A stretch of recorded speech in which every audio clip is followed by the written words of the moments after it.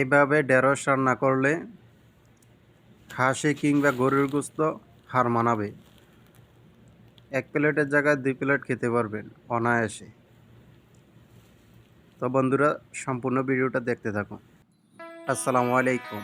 যে এখান থেকে আমার ভিডিওটা দেখতেছেন, দেশ কিংবা বিদেশ থেকে, সবাইকে জানাই আন্তরিক শুভেচ্ছা ও ভালোবাসা। আমার প্রবাসী রান্নাঘর পেজটা সবাই ফলো করে দিবেন প্লিজ। আমার মরিচ বাটার চ্যানেলটা সবাই লাইক, সাবস্ক্রাইব করে বেল আইকনটি বাজিয়ে দিবেন। তো বন্ধুরা, শুরু করা যাক মূল ভিডিওতে। হাফ কিলো ভেন্ডি, 5-6টা মরিচ ফালি করে নিলাম, 1 পিস পেঁয়াজ কুচি কুচি করে কেটে নিলাম। এখন ভেন্ডিগুলো আমি দিয়ে দেব।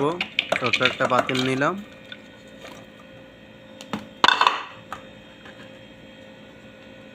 দিয়ে দিলাম পেঁয়াজ কুচি, দিয়ে দিলাম গ্রিন চিলি, অনিয়ন, রসুন কুচি দিয়ে দিলাম, স্বাদ মতন লবণ দিয়ে দিলাম 1 টেবিল চামচ, দিয়ে দিলাম পরিমাণ মতন তেল। তেলটা আপনারা বেশি কম করতে পারেন। এভাবে আমি দেওয়ার পর আমি এই জায়গার মধ্যে ম্যারিনেট করে নেব। এভাবে আপনারা রান্নাটা বসালে রান্নাটা খুব টেস্টি, খুব মজাদার হবে। এরপর আমি ম্যারিনেট করার পর আমি এখন চুলার মধ্যে বসিয়ে দেব।